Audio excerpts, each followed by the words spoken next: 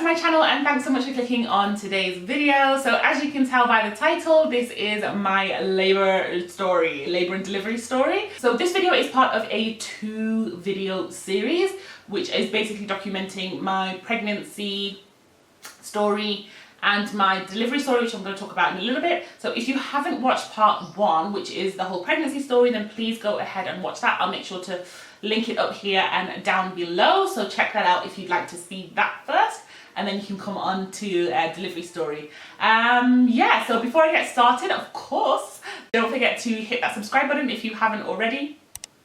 Excuse me. Join the fam gang, it would be lovely to have you on board, and follow me over on Instagram if you haven't already. Let's get into it. Yeah, so we left the story when I had just had my stitch removed and was now taking castor oil in the countdown to giving birth. So that was around the 19th of October, and due date was 31st of October, so still had about 2 weeks to go. But I was really eager now, I think, to meet my baby. So I was on the castor oil and I was, walking and doing all this kind of stuff. So 19th was a Friday. So on Saturday I had my hair braided, so I had a lady come round to my house and braid my hair in the midst of taking all my castor oil, and I remember she was telling me, you look like you were going to have this baby this weekend, and I was like, no, like I don't even feel like it, like I wasn't feeling any twinge, nothing. I was walking around, but no sensations, nothing. She was like, no, you are 100% going to have this baby this weekend. So I was like, right, okay, what else? Yeah, so she left, and I was just still chilling in my house. So no signs, no symptoms, had a shower, went to bed. I went to bed around, say, maybe like 8, 9 o'clock because I was tired. So around, I think, almost midnight, I got woken up by cramps. So I was like, oh, this is interesting. Could this be it? And bearing in mind, when you are pregnant, you haven't had a period for, those 9 months. So almost like you've forgotten what cramps feel like. So I was kind of like, oh, this is an interesting sensation. It seems vaguely familiar, but I don't remember it in recent memory. So I remember waking up and thinking, I feel as though maybe this might be the start to labor. So in all the reading that you do when you're pregnant, they tell you your contractions will start, but you don't want to go to hospital like too early, otherwise you'll be sat there for forever. And I hate hospitals, so I was like, I'm gonna wait until, I really need to go into hospital. So in everything that I was reading, it was like, you want to wait until you're in active labor, when you're having your contractions, what was the gap? Every 5 minutes for about a minute constant. So these were kind of dull pains at this point. So I was kind of monitoring them, but I was like, let me just start getting myself together, because you never know how this might escalate. So I started timing it on my phone. I had an app on my phone which I could time my contractions on.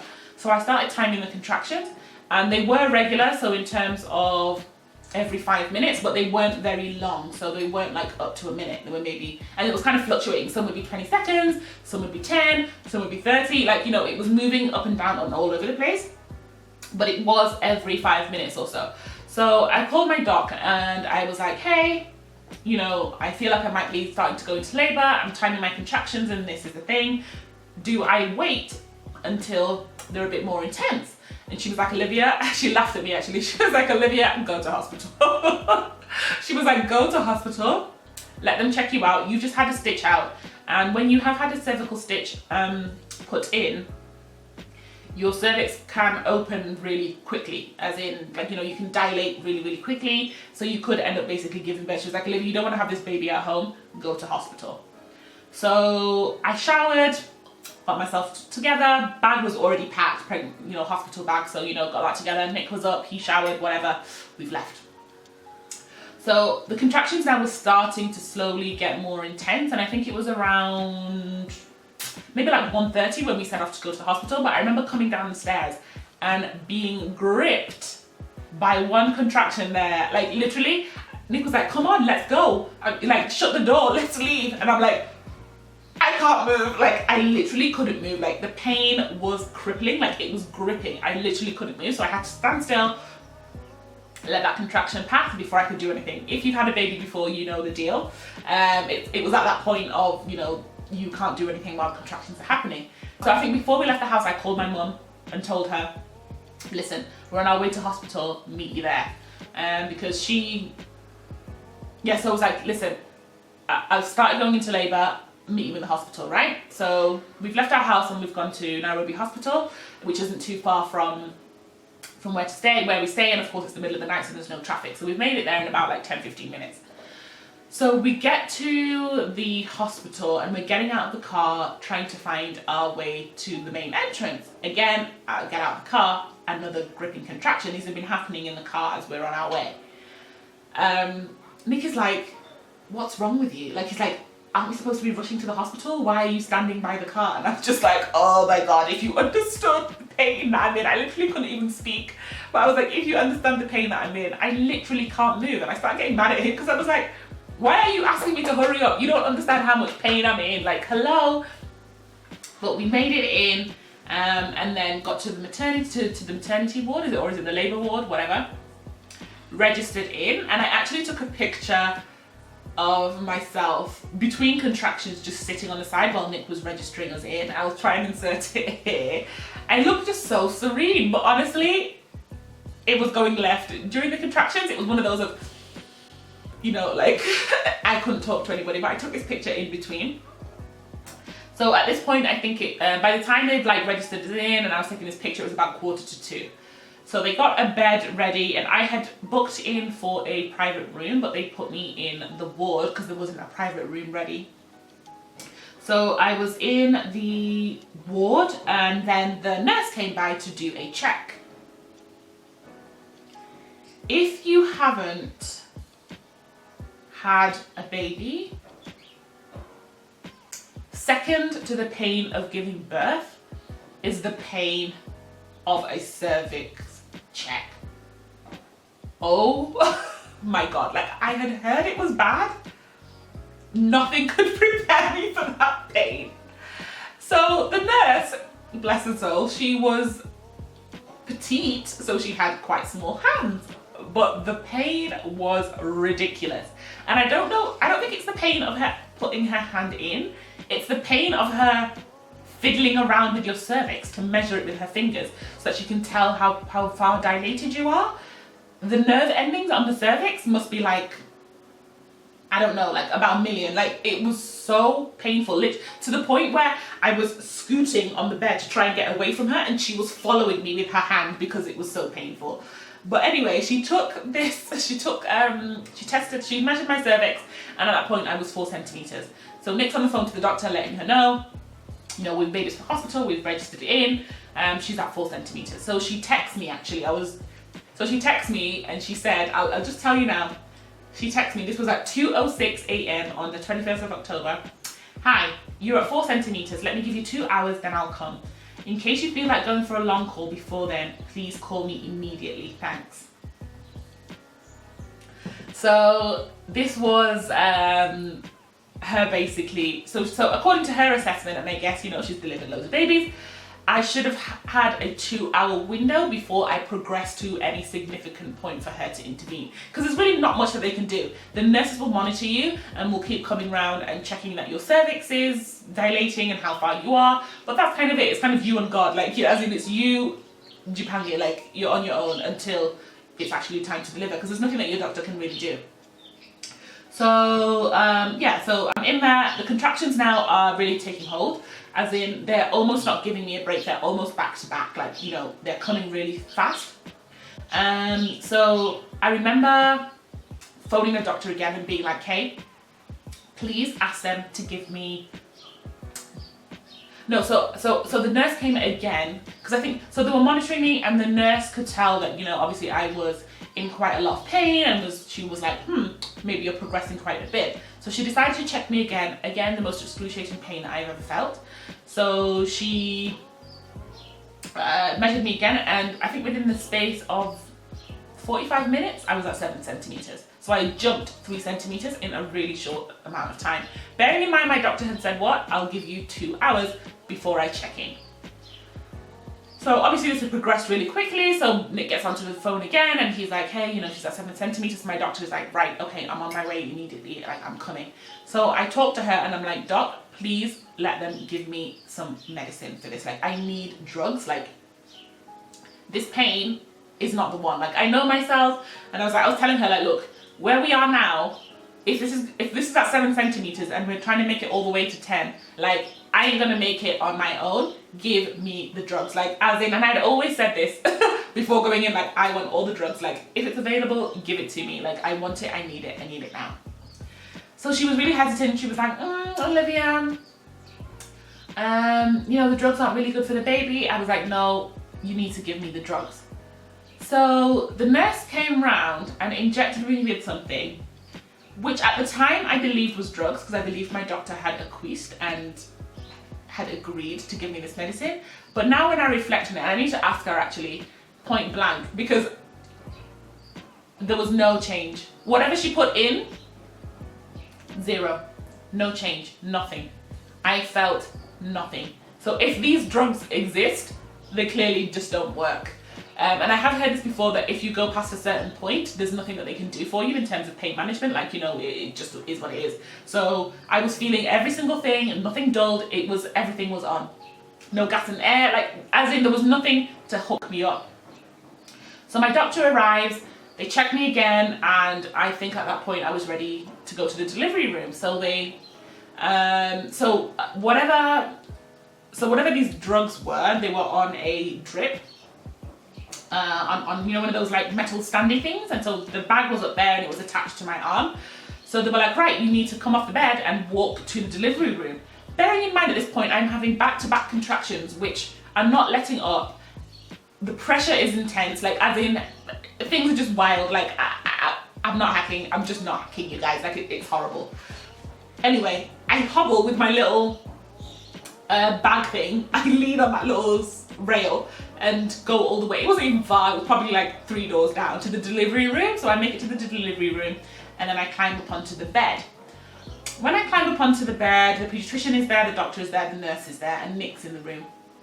My mum and my brother had driven my mum, so my mum and brother are outside in like the waiting room. So doctor says, you know, start pushing as you feel the contractions. So we push, it's excruciating, but nothing is really happening, like nothing is going on. So I'm doing this for a while, and then, so they tell me to hold my ankles and then push. As in, I'm lying on my back, my legs are up, and then they tell me to hold onto my ankles to help engage the baby and push the baby out with the contractions. I don't know, that advice is shit. Basically, you're so swollen, you can't reach your ankles. The last time I put on my own shoes, like when do you think that was? And I didn't even have that much of a big belly, and then you want me to somehow reach down and grab my ankles as I push this baby and contractions are going on. I don't know why we haven't figured out in technology ways to make this easier for women. So I was like, I can't reach my ankles, and I remember being quite pissed off about it actually, being like, you keep telling me to reach my ankles, but I can't reach my ankles. And they were like, Olivia, you need to hold your ankles, you need to hold your ankles. I was like, I can't hold my ankles, like what are you talking about? Like even if I swing myself, I can maybe just hold that one ankle. How am I gonna swing myself back to the other side and hold my other ankle? Like it's just not possible. They couldn't help me as well. I was like, so fine, then you help me reach my ankles. Like I was getting really mad.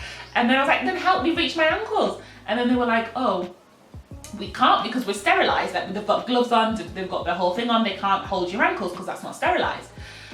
So Nick helped me to try and reach my ankles, and I'm trying to push, and not much is happening, but it's excruciating pain. Like the contractions are happening, I'm screaming, they're telling me to stop screaming, I'm cussing out the pediatrician because she's like, you need to calm down because you're going to use all your energy in pushing. I'm like, listen, the screaming is helping me, so you can't tell me not to scream. It was just dramatic.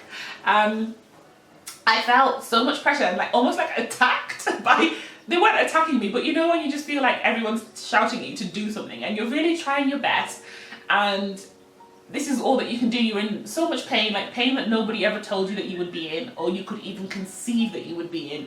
And all you want to do is get this pain finished and have the baby out. So, while the pediatrician is telling me to calm down and stop screaming because I'm going to waste all my energy, my loving husband, God bless him, chimes in and says, babe, you need to stop screaming. Pain is part of the process. Let me tell you, my head whipped so fast. And I'm one of these people that I can check you so quickly, like from 0 to 100. My head whipped round because he was standing on this side. My head whipped round, gave him a look in the eye of, I will kill you right now. I'm sure he felt it like in his soul. I was like, I will kill you right now. Until my doctor, my doctor was like, uh-oh, it's gonna pop off. So she was like, Nicholas, I think maybe it's time for you to leave the delivery room and allow Mama Olivia to come in and help her from here. So my dear husband, God bless him, who had sworn to himself that he was going to be in the delivery room and was going to be there to deliver his daughter and checked out. Like he got banished. Like I banished him, my doctor banished him, he was gone. So he tapped out, my mum tapped in, you know, they tag teamed it and my mum comes in. The moment I see my mum, any strength that I had vanishes. Like I break down to tears. I'm just like, oh, mommy. I start crying. I'm just like, the pain, mommy, nobody told me the pain would be this much. And they've given me drugs and the pain is not, the pain is not going away. The medicine isn't working, mom, the medicine isn't working. And so she's trying to calm me down and like shush me and like pat me and whatever. So I've literally just become like a helpless little girl. I can't help myself anymore. So we're in there now, and then my doctor basically says to me, Olivia, you're gonna have to stand up and you're gonna have to get off the bed and stand up and push this baby while standing to allow her to descend. She's not coming down fast enough and we don't want the baby to be in distress. So she had basically started descending down the birth canal, but she wasn't coming down fast enough. I was pushing the best I could with the contractions, but she just was going down and coming back up. What we later realized is that she was coming down with her hand on her face. So her hand was adding like extra circumference. So whereas usually she would be able to just slip and go down and come out easily, she wasn't, and she was coming down and then she would reach a point and she would slide back up. So all of my efforts in terms of pushing were doing nothing for me. So she was like, we're gonna have to try and use gravity, so you're gonna have to get off the bed and push. So bearing in mind contractions are still going on back to back, like I'm in so much pain and feeling like a whale, like, you know, you can't maneuver yourself so easily, and I still have the drip on. So eventually I managed to get off the bed with the help of my mum, and I'm pushing with the contractions. So my doctor says to me, wait until you feel an immense amount of pressure, like you need to poo. And that's what they tell all mothers, like when you feel like you need to poo, there's a lot of pressure in that area, which means that the head is in the right place for you to now do the final pushes to get the baby out. So I'm trying to, so as soon as I got off the bed, I was like, I'm gonna do this on the sly. And I was like, yeah, I feel the pressure, I feel the pressure. She's like, Olivia, you just got off the bed. Stop lying, like continue pushing. She was like, stop joking, like we need to do this properly. So alright, so I'm like, fine, okay. Because at this moment you just want to quit, like you just want it over, like the fastest way to get this done, like that's what you want. So I'm pushing and pushing while I'm standing with the contractions. And then I do actually start feeling this immense pressure that I haven't felt before, like I really just need to get this baby out. And it's amazing how your body can tell you like you are actually at the point of giving birth, because that sensation of that pressure was so different from other sensations of pressure that I'd felt before, and it kind of just felt like stars were aligned, like yes, this is the time, you're ready to go now. So I told her, yes, I'm feeling that. So I managed to somehow, I don't know how, get back onto this delivery bed and hold my ankles once again to start pushing. So I push, nothing's really happening. I push, nothing's really happening.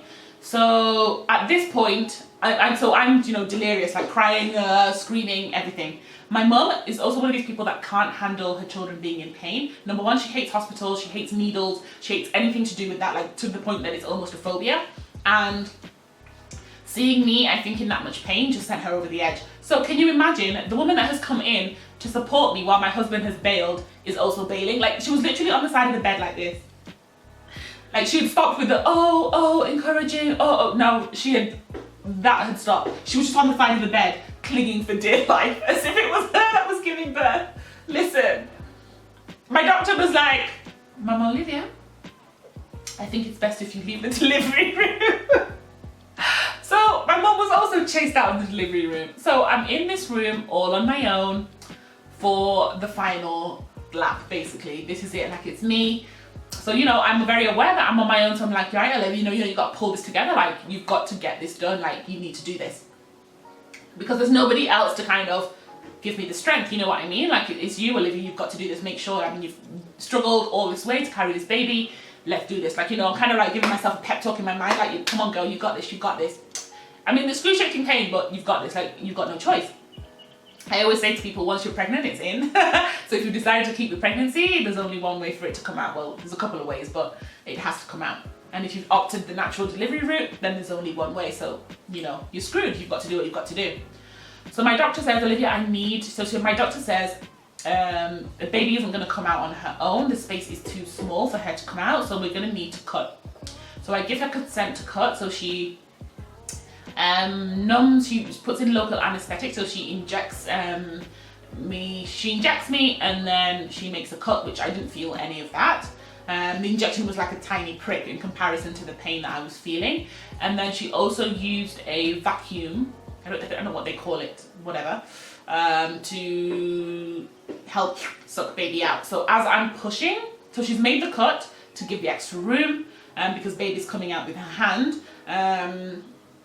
She's made the cut, and then she needs vacuum to help, as I'm pushing, to help suck the baby out on the other way. So I push, and then it comes to the final crowning moment. You guys. If you've not had a baby before, and you've not had a natural delivery before, nothing, and I mean nothing, can prepare you for the pain that you will feel when your baby's head is crowning. I don't know how to describe it. It's like a white hot heat. You know how the flame is like red and then it goes to blue and then it goes to white? It's that in a core, like white hot heat. You can feel the heat around the ring. It is blinding pain. There's nothing for it except to call it blinding pain. And even as I'm describing this to you now, if you haven't been through it, you don't know what I'm talking about until you go through it. Because I'd watched loads of videos, loads of descriptions about what this was, how it would feel, talk to other people. There's nothing that can prepare you for that pain. So imagine it just is what it is. So yeah, so we pushed the final push, but thank God, once the head has passed, once the head has been delivered, the rest of it is easy. You don't even feel that. That's more just like a pressure than pain. And I actually remember feeling an immediate in pain as soon as her head passed. Like I could feel that her head had passed, and then the rest of it was just like, you know, her shoulders, I guess she was coming out like this because her hand was on her face. So her shoulders and the rest of her body, they just pulled her out. So there she was on the side getting cleaned, and I could hear her screaming. My mum, I don't know how she managed to do it, but basically ran back into the room as soon as she heard her cry, and was basically filming and overlooking as the pediatrician was cleaning her up. As soon as that had passed, I just felt immense relief, and thank God. I didn't do the whole, my baby, no. I didn't go through those kinds of emotions, but I did just feel relief to hear her crying, number one, and know that she was alive on the other side, and two, to kind of like, oh my God, I did it. Like, I actually did this thing. Like, yeah, I did it. Like, I was so proud of myself. I was just like, yes, like, you legit did this without pain medication. I would not recommend that, by the way. Next time, as in, I need all the drugs, even just like as at 4 centimeters. I'm not waiting until like later on. No, I'm on it as a condition. Dr. Chekoko. Baby number 2, if it ever happens, the drugs. I need the drugs. Yeah, so yeah, I just felt such an overwhelming sense of joy and happiness. My mum was faster than Nick off the mark. Nick tried to get back in, and I think they were blocked, and then he managed to be like, no, I'm going in. So actually he came in as well with my mum to see the baby. So I was being stitched up as she was being cleaned up, and then they brought her to me. I just remember seeing her little face, like, it was so out of this world, like surreal. Like, she was so like, wow, this is you, like you are a whole human being. And they show you, you know, she has 5 fingers on this hand, she has 5 fingers on this hand, she has these many toes, here's her private parts, like as in, this is your baby, this is what she looks like. And you look her over, and then they wrap her up and give her back to you. But it was just, yeah, I can't explain it. When I look back at it now, I think I was dazed. I was definitely dazed. I wasn't present. I wasn't really fully aware of what was going on. Because even when I look at some of the pictures and the footage that was taken in the delivery room, it just looks as though I'm just like, oh, like, you know, oh, this is happening. But I don't think I was ever really acutely aware of really what was happening. But it was such a blessing to have a little baby girl.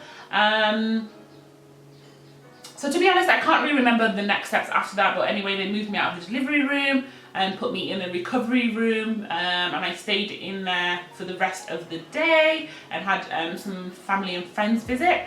And then I was moved to now the ward with a private room with my ensuite bathroom. My milk didn't come in straight away, so I was in hospital for an extra night after that until a little bit of hints of milk kind of was showing. But they give you all the classes in there on how to bathe the baby and what to do with the baby, etc. So I was discharged on the 22nd and brought baby home. Thankfully my mum was around basically every single day, and then Nick's mum came round and stayed with us for about a week also. She lives up country, so it was good to have her around as well. And I just had a lot of help, which was really such a blessing to have all that extra help, because it's not easy, you guys. Looking after baby, you're delirious, you're tired, you don't know what to do with this little person, you've never had one before, so you don't really know. I mean, I've been around babies, my brother's children, but having your own child was another experience altogether. But I healed well, thank goodness. Went back to my doctor for a checkup and managed to heal completely. And for me, thankfully, I haven't had any further complications after giving birth.